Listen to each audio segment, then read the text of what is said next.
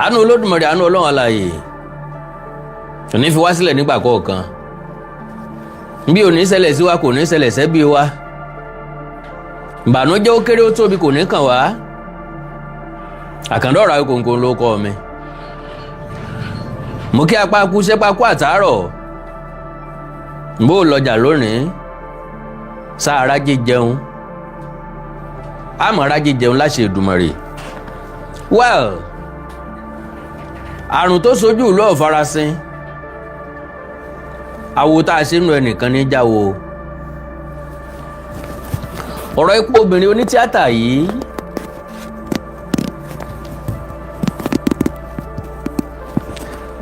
òun náà ni àwa láti wá sọ̀rọ̀ lé lórí. Tope Osoba, àwọn àṣírí tó tú lẹ́yìn ikú ẹ̀ ló fa sábàbí ikú ẹ̀. Torí pé ọ̀pọ̀lọpọ̀ èèyàn ni wọ́n ń sọ àhesọ ọ̀rọ̀ káàkiri. Ẹ mọ̀ pé tíṣẹ̀lẹ̀ bá ti ṣẹlẹ̀ òníwọ́ ọmọ wí ẹlẹ́yìn ọmọ sọ tiwọn. Bẹ́ẹ̀yàn bá wà very careful àti rókòdoro ọ̀rọ̀ gbámú yóò nira lọ́pọ̀ ọgbà. Àwọn kan ní àìsàn jẹjẹrẹ ọyàn ló pa. Àwọn kan ní ọkọ rẹ̀ ló lù pa. Oríṣiríṣi àhesọ ọ̀rọ̀ ńlọ ṣẹlẹ̀ káwọn ẹbí ẹ̀ tó jáde pé ẹ má mọ́ lómú o, àìsàn jẹjẹrẹ ọyàn kọ́ ló pa. Ṣé mọ̀ wípé bá a níyàá là ń hun, kò sẹ́ni tí ń hun síyà oníyàá. Bẹ́ẹ̀ bá ń pé lágbájá ò sábíamọ́, tàmẹ̀dùn yìí sábíamọ́, ẹ béèrè lórí ìta wọn fẹ́ sábíamọ́ lé lórí. Òye tó yé wa ni pé obìnrin ní sáré lórí ọmọ ńlá fi pè wọ́n lábíamọ́. Ọkùnrin náà máa sáré lórí ọmọ, ẹ má sì mí gbọ́, ṣùgbọ́n náà tí gbogbo wa ń gbà sáré lórí ọmọ yà lọ́tọ̀ọ̀tọ̀. Ní wọ́n bá gbé kán fẹsẹ̀ lé tó nǹkan, obìnrin ní gbọ́mọ lọ́wọ́ mú tí ó fẹsẹ̀ lé tọ̀ ọ́. Láwọn àkókò kan bọ́ bá yẹ kóbìnrin ó gbàjẹ́ nítorí ọmọ, wọn á máa gbà á. Pójú kan ìpa ojú kan rèé. Kíkú ọmọ gbà á pa má wọn lọ́wọ́, kárùn ọmọ gbà ṣe má wọn lọ́wọ́. Wọ́n ràgàbò ọmọ wọn, bádìí ẹ ṣe ràgàbò ẹyin rẹ̀. Ṣùgbọ́n báládì ò sí ńlé. Mo ibọ́ ọmọ wọn wọ́n ní jogún ẹbu. Ó wà very very unfortunate. Ìyá tó bí Tope ọ̀dàgbà tó yẹ jáde láyé. Bàbá tó bí ọ̀dàgbà tó yẹ jáde láyé. Èmi Tope ọ̀dàgbà tó yẹ jáde láyé. Gẹ́gẹ́ bí ohun tí tèmi Tope sọ, olóòn nìkan ṣoṣo ń gírò níyá àti bàbá bí. Bàbá ẹ̀ ò pé 40 tàbí kọ́mọ́lélógójì dáindáin tó fi jọ́lọ́ nípè. Ìyá náà ò pógójì tàbí kọ́mọ́lélógójì dáindáin tó fi jọ́lọ́ nípè. Ó túmọ̀ sí pé kògbókògbó ayé wọn ni wọ́n jáde láyé. Ọmọ kékeré ní tèmi Tope wà tó fi pàdánù àwọn òbí ẹ̀. So bí ọ̀bá dẹ̀ só ní nǹkan ń bẹ̀, wọ́n fi gbá gbọ́ ọmọ rẹ lórí o. Kọ́lọ̀ wọn mọ̀ lé ẹlẹ́rù kúrò nídìí ẹrù rẹ̀. Àdúrà àti takọtabo ọmọ gbànú. Torí pé ojú mẹ́rin ní bímọ. Ìgbà ojú ní wo ni Yorùbá wí. Kò gbọ́dọ̀ di tójú méjì. So ọba gbogbo alójijì. Bó ṣe fò sánlẹ̀ tó kú, ikú rẹ̀ la gbọ́ àgọ́ àìsàn. Wọ́n bá péréte àwọn èèyàn ń lọ lè mọ̀ pé ń ṣàìsàn. Ṣé wàá rí wa bú ni? Agbájé lówó babẹ̀ ẹ̀ lóògùn, àǹfààní mọ̀lẹ́bí wọn nìkan ni. Òkú tí ì ṣe tẹ́ ní ọjọ́ tọ̀fọ̀. Ẹ ń bá mọ lákàn bí kò ní fi bẹ́ẹ̀ mú mi. Ẹ ń bá súnmọ́ èèyàn ní mọ ń tí ń ṣẹlẹ̀ sẹ́nìkan. Àkàndá ọ̀rọ̀ Awikonko. Ọ̀pọ̀ àṣírí ń bẹ tí wọ́n tú lálẹ́ yìí lórí ọ̀rọ̀ ikú arábìnrin ọ̀hún. Ọkọ àfẹ́sọ́nà rẹ̀ táwọn kan ń pè lọ́kọ rẹ̀ wọn ò tí ì fẹ́ra wọn. Èmi nígbàgbọ́ pé arákùnrin ọ̀hún lẹ́jọ́ jẹ́. Yes, ọlẹ́jọ́ jẹ́ bàbá wò dáadáa. Ẹlẹ́ẹ̀kejì ò ní wípé ẹni tí Tope Osoba ń gbé lọ́dọ̀ rẹ̀ kí títan ó tó dé, tí wọ́n ń pè ní hairdresser òun náà lẹ́jọ́ jẹ́. Yorùbá lásọ tọ́kàn gòṣègùn wọ́n ń pè ń jẹ̀pẹ́. Ọ̀rọ̀ tákù arapa bá sọ òde ọ̀run ló ti wá. Bàbá pé èèyàn tó rí Tope kàn yín. Arábìnrin hairdresser yìí lọ́wọ́ ó jẹ́ kan nínú àwọn tó rí Tope kàn yín. Ìdí ni pé wọ́n jọ ń sùn, wọ́n jọ ń jí ni. Ọ̀dọ̀ rẹ̀ ní Tope ń gbé. Èmi ò wá mọ bí ìṣòro rẹ̀ ṣe le tó ìdí pé kò rówó gbalé. Ó ń scott lọ́dọ̀ hairdresser tí ń bá ṣerun. Bó bá sì sunkún síta, àwọn èèyàn pariwo. Lóòótọ́, ńgbà tó láìsàn jẹjẹrẹ ọyàn, ó ké gbàjarè ta. Àwọn èèyàn jáde láti dìde ìrànlọ́wọ́. Àkọ́kọ́, ṣé ẹ gbàgbé pé òṣèré orí ìtàgé ni? Tán bá sọ pé èèyàn mojú òwò tí ń ṣe, Tope Osoba mojú òwò eré orí ìtàgé pọ̀. Ọ̀kan nínú àwọn obìnrin tó dá nílànà yẹn ni. Ojú rẹ̀ ọ̀sápamọ́, ìlú mọ̀ọ́ká ni, àwọn èèyàn mọ̀ dáadáa. But unfortunately, kòkòrò ọ̀já gbádùn obì tó gbó. Ikú yọwọ́ ẹ̀ nínú àwòtán ganan. Tèmi Tope òpó òun ọ̀jẹ̀ mọ́ o. Ikú lọ yọwọ́ ẹ̀. So, having said that, àwọn circumstances kan wá surround ikú Tope Osoba tó gba ìwádìí ìjìnlẹ̀ ìfimúfínlẹ̀ dáadáa. Lára rẹ̀ ni pé àwọn èèyàn kan sọ wípé wọ́n gba 50 million naira lọ́wọ́ ẹ̀. Tá ń gba 50 million. Wọ́n lọ́kọ àfẹ́sọ́nà rẹ̀ ni. Tope fúnra lára ẹ̀ sọ̀rọ̀ pé ọkọ àfẹ́sọ́nà òun ó ní káwọn ó dàbí ọgbọ́n káwọn ó pretend bí ẹni páwọn ò jọ sí mọ́. Ó wà very very unfortunate. Ṣé ẹ ṣe gbé nǹkan tó ń ṣe network báyìí kò yé mi o. Ok, pé káwọn ó dàbí ọgbọ́n káwọn ó ṣe bí ẹni pé àwọn ò jọ sí papọ̀ mọ́. So with that, ó sọ Tope sólùkòlóńbó. N ò ní fẹ́ gbẹnu wọn sọ̀rọ̀. Màá fẹ́ kẹ́ gbọ́rọ̀ lẹ́nu tiwọn gangan. Ń bẹ́nu oníkàn ńlá tí gbọ́ pọ́n. Ń bẹ́nu ọlọ́fà láti gbọ́ mọ́tá. Ẹ̀já gbọ́rọ̀ lẹ́nu Tope Osoba gangan fúnra lára ẹ̀. Ok. Ẹ̀já gbọ́rọ̀ lẹ́nu ọkọ ẹ̀.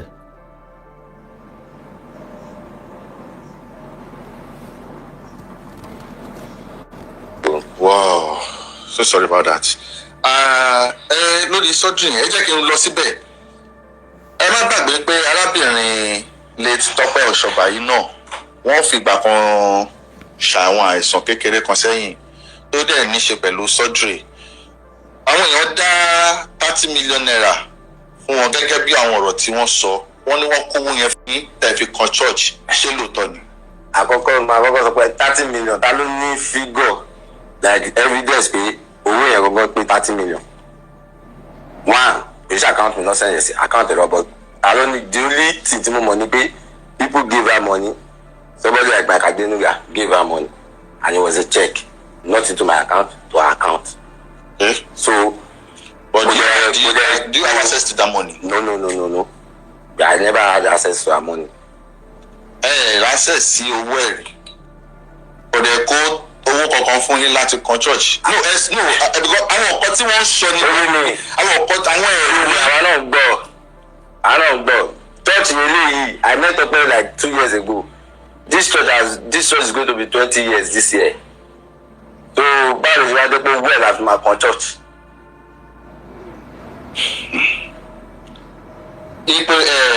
Ìpele wo ni church yìí wà nígbà tí arábìnrin Tọ́pẹ́ máa wọnú jọ? This church is complete now.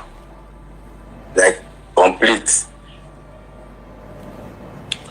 Olùṣọ́, ẹ jẹ́ kí n bèrè ọ̀rọ̀ yìí, níbo ni mọ́tò Tọ́pẹ́ wà Lexus 350? Òun ló drive kọ ìjáde ìgbà tó ń lọ. Fún ara ẹ̀. Bẹ́ẹ̀ni. Níbo ló sọ fún yín pé òun gbé mọ́tò yẹn lọ? Ìpẹ́rù ló ń lọ sẹ́ẹ̀. Ó dágbére fún yín? Bẹ́ẹ̀ni. Ẹ̀ẹ́dẹ̀ fojú mọ́tò yẹn láti gbà yẹn mọ́. She left on the Sunday. Ọtí ìgbà tó padà wá sọ́dọ̀ ọ̀rẹ́ ọ̀dọ̀ léjì tó ń bá ṣe irun yẹn. Ìyẹn ẹ̀jẹ̀sà yẹn? Ìyẹn ẹ̀jẹ̀sà yẹn. Tálẹ̀ mọ̀mọ́ nípẹ̀rù? Lóhùn débẹ̀ rí. Ẹ̀ẹ́dẹ̀ Ọ̀dọ̀ mother side ẹ̀ ni. Mo débẹ̀ rí. Mọ̀nà pẹ̀rù bẹ́ẹ̀ ṣe wà? Mo débẹ̀ rí. Because ìdí ni pé many times tó bá sọ pé this is your mother side, when are you going to go? Ó máa bẹ̀rẹ̀ wàhálà. Ilé ọ̀nà lúgà. Bẹ́ẹ̀ni, ó máa náà ọlọ́pàá mọ́mí òun. Pé ibẹ̀ lọ sí mọ́mí òun sí pé wọ́n fìyà jẹun àtọmọ kékeré wọn rọrùn skul wọn rọrùn sí kíní. Nígbà tó wá dágbére ìpẹ́rù fún yín, kí lẹ́yìn wá sọ? Pẹ̀lú àwọn ọ̀rọ̀ tẹ́tù sọ. Mo ti several times mo ti láti talk out of it pé kò sí kọ́tà máa ṣe pé if you want us to get married, you cannot get married against your family's wish. So you have to still go and see them. Then me, I will go with you. Because ó ti pẹ́ tó ti wà pẹ̀lú tí bá tẹ̀lé lọ́sọ̀rì lọ fà ẹ̀bẹ̀ pé kọ́kọ́ lọ èmi àti ẹ̀jẹ̀ máa lọ later. So gbọ́ ìgbà tó máa lọ yẹn ọjọ́ Sunday tó máa lọ yẹn before that time she already told me that because the level of that kolo smoke yẹn has already really been dealing tàbí pé. Wọ́n ní Tọ́pẹ́ mu kolos on smoke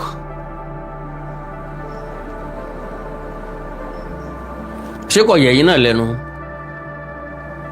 Tọ́pẹ́ nìkan kọ́ ni ẹni tí ó kọ́kọ́ lo nǹkan tàbí tí ó mu nǹkan.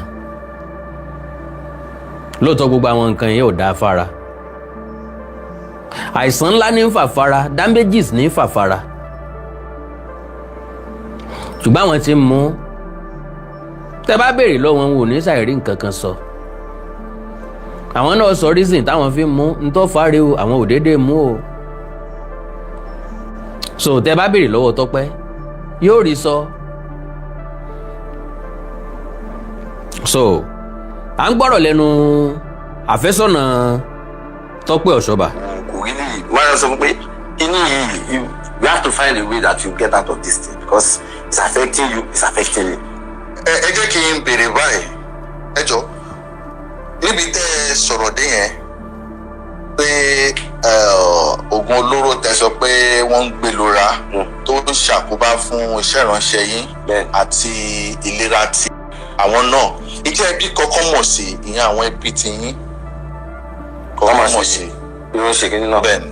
Sẹ́ni gbogbo church ló mọ̀ sẹ́. Sẹ́ni ìlẹ́bí ni. Máànù yìí ò lẹ́bí, Tọ́pẹ́ Osoba ò lẹ́bí. Ẹ gbọ́ Yorùbá ni, Yorùbá lọ́mọ ò ló níbàáwí, ọmọ rà ó ṣèdè. Bí ọba ti ṣẹbi problem tá a nínú ìsín nìyẹn o. Majority obìnrin tó wà láyé òde òní wá láwọn ò gbàdúrà káwọn ó bá ìyá ọkọ nílé. Problem tó máa ń padà face náà nìyẹn. Lo and behold, Tọ́pẹ́ Osoba ò pray bẹ́ẹ̀ o. Situation ló jẹ́ kí crayfish ẹ̀ ó bẹ́ǹdì. Apẹ́kó tó jẹun kì í jẹ̀bàjẹ́, ó yára ni o. Apẹ́kó tó jẹ ń jẹ̀bàjẹ́ ju nǹkan mìíràn lọ lásìkò yìí o. Because by the time tó o bá sọ pé o ready láti jẹun, gbólóhùn tí wàá gbọ́ ni pé kò dẹ̀ sẹ́ran mọ́ o. Ṣé màá ní jollof rice nìkan? Tọ́pẹ́ ò lẹ́nìkan àfẹ́ títí tó fi lé lọ́mọ 40 ọdún. Ó wá ń rush. Ó fẹ́ lọ́kọ, ó fẹ́ bímọ. But majority obìnrin ní stage yẹn wọ́n máa ń fall into wrong hands because wọ́n ti wà desperate. Táwọn ọkùnrin kan bá ti rí desperation lára ẹ wọ́n á treat ẹ bẹ́ẹ̀ náà. Majority ọkùnrin mọ̀ pé òun ní nǹkan ṣe o, but wọ́n jẹ́ kó rí àwọn nírì ẹni tó ní nǹkan ṣe. So bó bá wá ti kó sí wọn lọ́wọ́ tán ọgbọ́n àti jáde padà yóò nira. Àwọn mọ̀ ọ̀nà láti jáde padà. Ó rọrùn fọ́kùnrin láti jáde kúrò nínú relationship because ojú làwa fi ń ṣe, ọkàn lobìnrin fi ń ṣe. Ó lè difficult fóbìnrin láti gbà fọ́kùnrin. Ó lè difficult fóbìnrin láti fall in love pẹ̀lú ọkùnrin. Ṣùgbọ́n moment tán bá ti fall in love, wọ́n ti fall in love náà nìyẹn. So ẹ foríjì mi ò pẹ̀lú language yẹn o, and kí máàlù tó pe rẹ̀ lọ́kọ ẹ̀ yìí náà kó náà foríjì mi o, n ò rópin o. Ṣùgbọ́n pẹ̀lú picture ń tèmi rí, pẹ̀lú àwọn ọ̀rọ̀ tó sọ, pẹ̀lú ìṣẹ̀lẹ̀ tó ṣẹlẹ̀, ń tó wá sórí ẹ̀mí mi ni wípé máàlù yìí mọ̀ pé òun ò ní kan ṣe tẹ́lẹ̀tẹ́lẹ̀, ṣùgbọ́n ó rí nǹkan lọ́wọ́ Tọ́pẹ́. That is number one. Ó dẹ̀ rí Tope Osoba gẹ́gẹ́ bí asset, as in ó rí gẹ́gẹ́ bí machine tí ó máa ṣiṣẹ́ táwọn ọjọ́ máa náwó ẹ̀. Because as far as I'm concerned, this man is an evangelist. This man is a shepherd, olùṣọ́ni níjọ Celestial. So kódà lóun ti wà ń bẹ̀ for more than 20 or close to 20 years. Ẹn tó wá sọ́nà lolùṣọ́ ń dúró dè, lolùṣọ́ tẹ̀bàtì. Ẹ bá ń sọ́nà lórí kínní, ẹ bá ń sọ́nà lórí kínní, ẹ lọ rà mọ́lẹ̀ wá, a máa sọṣẹ́ fún yín, a máa ṣe nǹkan kan táwọn olùṣọ́ ń jẹnu.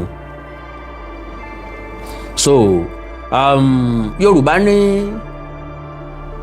alákàrà ìtà ọ̀pàdé ẹlẹ́kọ̀ọ́ àìríhun fi jẹ́ ńlọrọ̀ àwọn méjèèjì. But unfortunately lórí issue yìí Tope Osoba ni victim. Alákàrà ìtà in what sense? Do you know wípé ilé ayé wa rọ̀gbọ̀kúlé time? Àwọn nǹkan kan wà tó yẹ kó achieve at the age of 23 to 25. Tó o bá ti achieve ẹ̀ ní píríọ̀dù yẹn, lílé lókù tó máa lé. Èèyàn lè lé bá, èèyàn lè má lé bá. Ẹ jẹ́ n fún yín ní example. Like àwa méjì dúró nísìnyí àjọ ń sọ̀rọ̀. Ibi ń pa mí. Mo wá rí búrẹ́dì rẹ̀ bọ́tà rẹ̀ tó ń kiri lọ. Mo wá ẹ̀sẹ̀ ń doubt lọ́kàn mi ṣé kí n pè ní àbí kí n jòkèlè àbí kí n jẹ búrẹ́dì àti bọ́tà ni. Tó ń búrẹ́dì àti bọ́tà fi kọjá lọ, ó tún kí wa lórí ìdúró, ẹ kú kalẹ̀, ẹ kú dúró, ọba tiẹ̀ lọ. Ó ti wá rìn jìnnà, mo ẹ̀sẹ̀ wá pé oní búrẹ́dì. Tó bá kọ́kọ́ wẹ̀yìn tó rí pé àwa tó ń kọjá lára ẹ̀ ni, ọ̀nà méjì ló pín sí.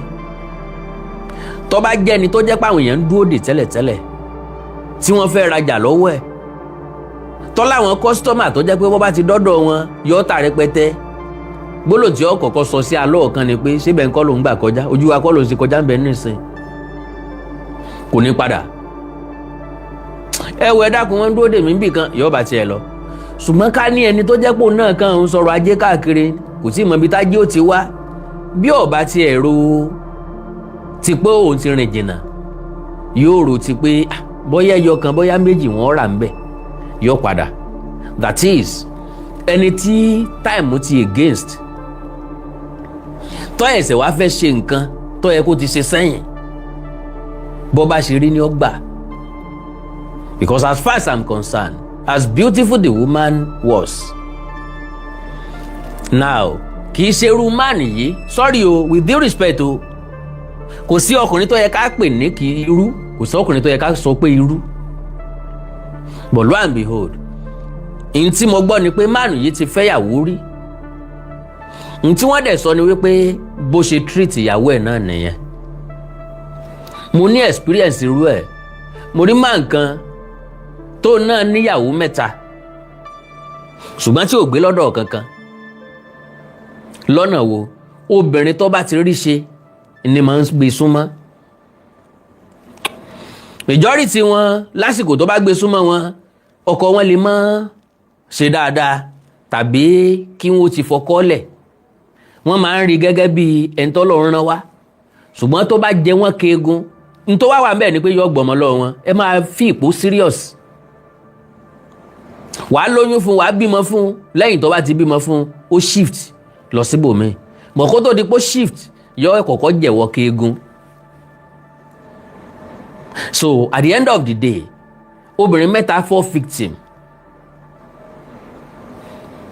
Láàrin ọdún méjì làwọn méjì náà jáde láyé ń bẹ̀, ìkẹta fìlẹ̀. So ìrírí lọ́sàgbàfọ́gbọ́n fi hàn pé bá a ṣe dàgbà tó kọ́ la ṣe máa ń ní ìrírí ńgbà míì, ṣùgbọ́n ṣé táwa ń ṣe fún wa lórí ọ̀fẹ́ láti rí ìrírí tó pọ̀. So ń lọ jẹ́ kí n sọ wípé máàlù yìí kọ́ ló yẹ kó fọ́ sí lọ́wọ́. Ó yẹ kó ti ní ẹni tí wọ́n jọ bẹ̀rẹ̀ nípìnlẹ̀, kì í ṣẹni tí yóò pàdé 2 years ago.